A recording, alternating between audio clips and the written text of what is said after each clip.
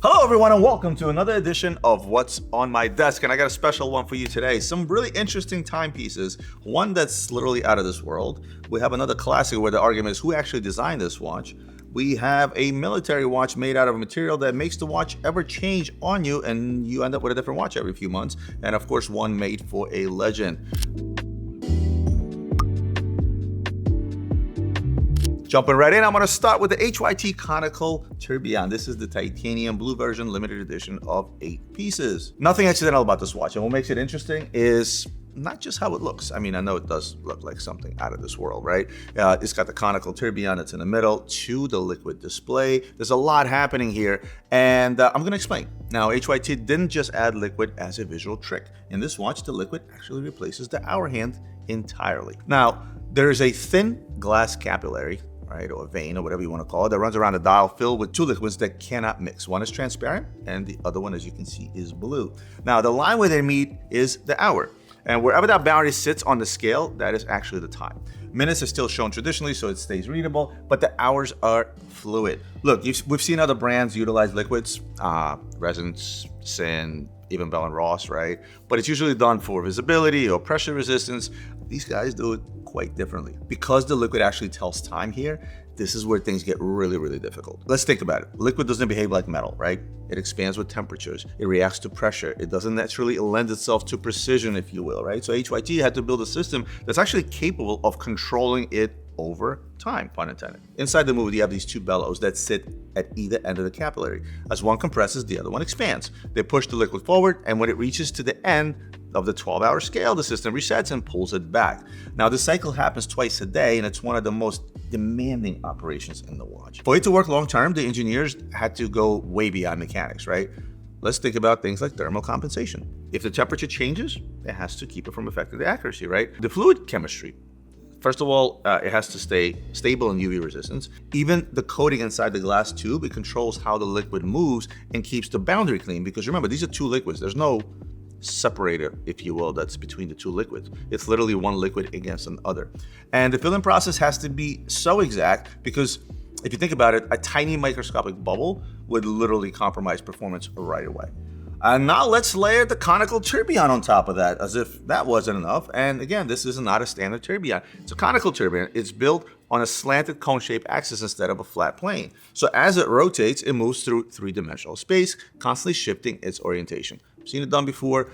Many people have done it. Many companies have done it. Why? Because it improves accuracy. Because as we know, when the original tourbillon was designed, it was designed for a pocket watch, and it only really worked well when it was perpendicular turning around. To be fair, this idea does stray back to early 20th century experiments with incline regulated systems designed to fight gravity. What's rare is seeing it executed like this. Nothing inside is parallel. Tolerances are unforgiving. Assembly and regulations are significantly harder than on a flat tourbillon. That's why you almost never see this geometry. It's the harder route. Some may say this watch is about being dramatic. I would say otherwise. I think it's more about proving that you can provide control over gravity, pressure, temperature, and fluid dynamics all at the same time. And that's why nobody else but HYT builds them that way. I'm going to switch gears from something that's out of this world to something that was dedicated to a legend. And I'm talking about the limited edition Muhammad Ali watch. This is the iconic Big Pilot made as a limited edition to Muhammad Ali. Look, I love when brands choose athletes carefully instead of just, hey, let's throw a name on a dial for marketing, right?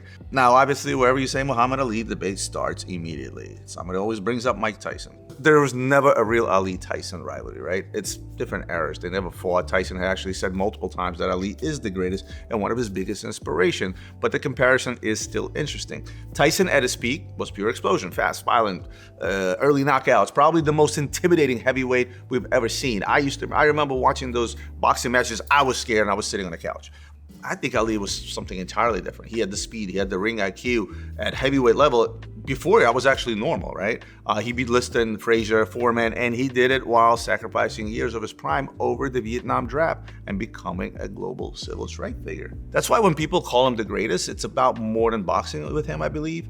And that's exactly why this collaboration makes sense, right? This is your classic IWC Pilot, done in its 46mm. It's a behemoth of a watch. We all know about the Big Pilot. I don't have to get into much details. And this is really what I appreciate about it. They didn't scale anything back, right? It's not a watered down tribute. This is a true Big Pilot first with Ali's story layered in and not the other way around. Design, again, classic aviation, right? Oversized crown, clean black dial. But then you notice the red accents. That red isn't random. It's a subtle nod to Ali's gloves. They didn't plaster boxing graphics all over it.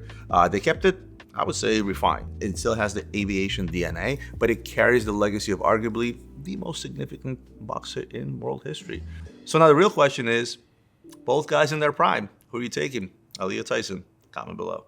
Moving on to another military style watch, we went from the air to the water. We're going to a diver's watch. We're going to a Panerai Submersible. And earlier I said this is a watch that could be a different watch every single month, if you will, because it's made out of bronze. And bronze does what? It oxidizes and it changes the overall look of the watch. As far as I'm concerned, Panerai created one of the most collectible modern dive watches ever, and then ruined it. Yeah, I'm talking about this watch, right? In 2011, Panerai dropped the Bronzo PAM 382, I believe. That was the original. 47 millimeters of raw bronze, a deep green dial, and 300 meters of water resistance, as you would expect from a diving watch. At the time, nobody in the luxury space was doing a professional bronze diver like this. It was a 1,000-piece limited edition that sold out instantly. Everybody wanted this watch. I remember it was trading at damn near triple retail. The secondary prices went into the stratosphere on this watch. Don't quote me how much it was a while ago, right? But the hook wasn't just the metal, it was the patina, right? This is where things got ridiculous. Collectors didn't want their watches to stay pristine. They wanted them to look like they've been sitting on the floor of the Atlantic for 50 years, right? People started experimenting. They weren't just wearing them in the ocean. They were doing salt water bath, vinegar tricks, humidity boxes. I mean, we saw guys like Laurent Picotto showing off watches that look literally crusty. It became a competition. Whose Bronzo looked the most destroyed? That's what I remember, right? And that individuality, the fact that no two aged the same, was really the magic with this watch. But then Panerai saw what they normally saw, which is dollar signs. 2 years later, we get the PAM 507. Same vibe, but they added a power reserve indicator, still 1,000 pieces. It felt like a natural evolution, still special at the time. And 2017 hits, and we get the PAM 671, which is a blue dial 47 millimeter, again, 1,000 pieces. Collectors were still on board, I would say, but the lighting in the bottle was starting to feel a bit like Formula. Then came the shift. 2019, they released the PAM 968, aka the Bronzo. It had a brown dial and a brown ceramic bezel, but this time it wasn't a one and done limited edition. It moved to an annual production of 1,000 pieces per year. Finally, 2021, they gave us the PAM 1074, the 42 millimeter blue Abiso. Smart for the market, absolutely. It opened up the Bronzo up to the people who can't pull off a massive 47 or a 44 millimeter, right? But it also moved the watch further into boutique regular territory. Here's the reality. The PAM 382 became a legend because it was unexpected and it was scarce. If Panerai had stopped, I don't know, after 2 version, the Bronzo would be a mythic holy grail cult classic. But by turning it into a rotating product line with 1,000 pieces coming out every single year, they kept the revenue flowing, but they diluted the soul of the watch, unfortunately. Scarcity drives mythology, and Panerai traded a little bit of that mythology for a lot of sales. Still a cool watch, 100%. Is it the legend that it could have been? That would be up to debate. Next, I have something I would say not so special, but certainly a watch that brings up a huge debate as to who actually designed it. I grabbed a random Cartier Pasha that it was inner safe. This is a yellow gold quartz version. Again, nothing super special, but I wanted to talk about this for a bit because the story is what? A king wanted to swim wearing a Cartier, right? That's the legend. The Cartier Pasha history ties back to the Pasha of Marrakesh, often identified as Tami El Glali, described by Cartier as lover of fine watchmaking and a client of Louis Cartier. The story says he wanted a watch he could wear while swimming. So Cartier created something water resistant for him. Now, Cartier's official narrative is that the name honors the Pasha of Marrakesh. However, from a documented archival standpoint, the brand most heavily references a 1943 special order watch. That piece serves as a more research-grounded foundation for the modern Pasha line, so you'll see in the 1930s in some places and 1943 in others. Now, the royal backstory is cooler, no questions. The 1943 watch is just easier to stand behind historically. Either way, this wasn't meant to be a delicate dress watch. The Pasha started as a luxury piece built to survive water. 1985 was when the Pasha officially became a full production collection, and context matters. Swiss watchmaking was still recovering from the quartz crisis. The oil embargo, the global recession had pressured the luxury sector, right? At the same time, the luxury sports watch category was surging. The Royal Oak, the Nautilus had already changed the game, thanks to we know who. Cartier needed something bold, sporty, contemporary, but it still had to look like a Cartier, not like it was chasing anyone else. If you look at the earlier sports luxury sports watches, they kind of tend to look like, look at Lariato, look at Nautilus, look at Royal Oak, right? Look at the Vacheron 222. This is where Gerald Genta enters the conversation. Genta understood how to take a bold masculine sports concept and give it, I guess, architectural presence without losing refinement. You guys know I consider Gerald Genta to be one of the most legendary watch designers of all time. And the design language that year is what actually defined the Pasha to this day. Large 38mm case, oversized for its time. Bend dome lugs that kept it tied to Cartier's heritage, right? Screw down crown cap with a cabochon, a touch by delicate change, an optional removable metal grill over the dial some of these came with. It's got a square minute track sitting inside a circular dial, bold 12369 numerals anchoring the layout. It felt structured, it felt intentional, slightly industrial, but somehow still elegant, right? Very 1980s in confidence, I would say, yet unmistakably Cartier in execution. And Cartier didn't treat it like a one-off experience. The first generation quickly expanded into chronographs, GMTs, moon phase models, and even perpetual calendar by 1989, proving that Pasha wasn't just a design statement. Now here comes 1990. Steel entered the collection for the first time, ending the precious metal exclusivity. 1995, the Pasha C arrived. 35mm with the H-link bracelet, opening the door to a younger and more accessible audience. 1997, for Cartier's 150th anniversary, they released a steel Pasha with a ruby spindle in the crown, limited to 1,847 pieces, respectively. From 98 to 2008, during the collection Privé Cartier Paris era, the Pasha became a platform for serious high watchmaking. Tourbillons limited to like 10 pieces each, using Girard Perregaux base calibers. They did a day-night model in 1999, inspired by Cartier mystery clocks. These were not casual releases. These were actual collector's pieces. Till this day, collectors are chasing those. In 2005, for the 20th anniversary, the case grew to 42mm, rightfully so, bigger was better back then, and received the 8,000 MC movement supplied by Jaeger-LeCoultre.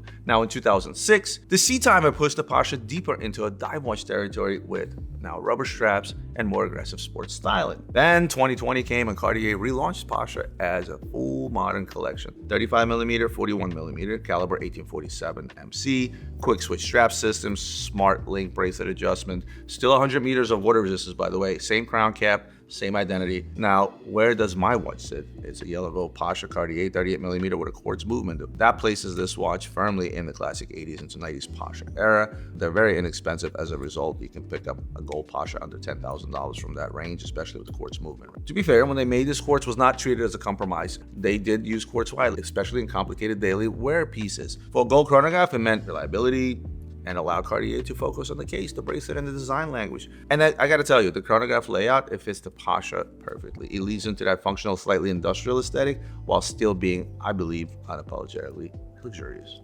So now my question to you guys is that, are you going early grill dial Pasha, the classic 80s, 90s chronograph era like this one, or the 2020 modern relaunch? But more importantly, who gets the credit for the Pasha? Guys, thank you so much for tuning in. I appreciate it. I miss doing these What's on My Desks. This is what started my channel to begin with. I'm gonna go back to doing those because I love talking about watches and I love sharing a little bit of stories and information with you. So as always, like, comment, share, subscribe, and I'll see you in the next one.